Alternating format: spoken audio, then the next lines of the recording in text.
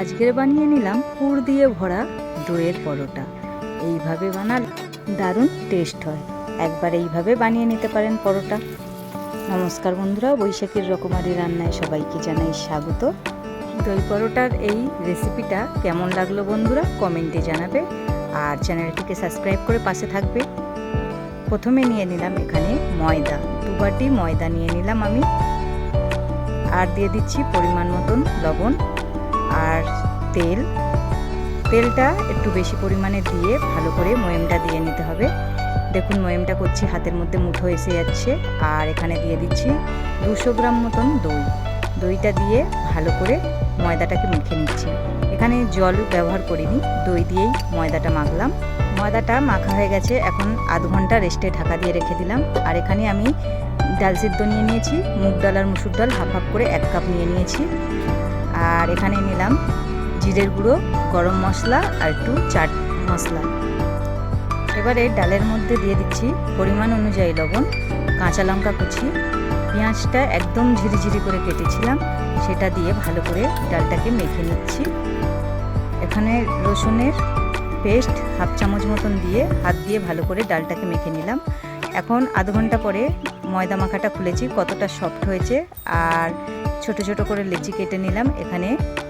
এখন একটা রুটি বেলে নিয়ে তার মাঝখানে পুরটা দিয়ে দিয়েছি, দিয়ে ফোল্ড করে ঢিলা ঢিলা করে ফোল্ডটা করতে হবে। টাইট করে ফোল্ড করলে বেলার সময় পুরটা চারিদিক দিয়ে ফেটে বার হয়ে যাবে, তার জন্য ঢিলা করে পুরটা ভরিয়ে নিয়েছি। আর হাত দিয়ে ভালো করে চারিদিকটা সমান করে নিয়ে আলতোভাবে বেলে নিতে হবে, একদম হালকা হাতে বেলে নিতে হবে, বেশি চাপ দিলে পুরটা বার হয়ে যাবে। এই পরোটাটা বেলা হয়ে গেছে। এই একইভাবে সব পরোটাগুলোকে বেলে নেব। আগে থেকে চাটুটা বসিয়ে রেখেছিলাম, এখন চাটুর মধ্যে পরোটাটা দিয়ে দিয়েছি। 1 পিঠ সেঁকে নিয়ে আর 1 পিঠ উল্টে দিলাম, দিয়ে এবারে তেল দিয়ে দেবো 1 চামচ পরিমাণে, দিয়ে উল্টে ভালো করে ভেজে নিতে হবে। দেখুন আস্তে আস্তে ফুলতে শুরু হয়েছে, খুব সুন্দরভাবে পরোটাটা ফুলে গেছে।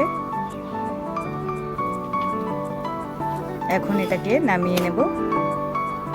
একইভাবে সব পরোটাগুলোকে ভেজে নেব। আবারও একটা পরোটা দিয়ে দিলাম। এই পরোটার টেস্ট দারুণ, একবার বাড়িতে অবশ্যই বানিয়ে নিতে পারেন। সব পরোটাগুলো ভাজা হয়ে গেছে, এখন নামিয়ে নিয়েছি। একটা পরোটা কেটে দেখাচ্ছি, দেখুন ভিতরে কত সুন্দর পুর দেখা যাচ্ছে আর খুব সফট হয়েছে। সারাদিন এই পরোটা নরম থাকে,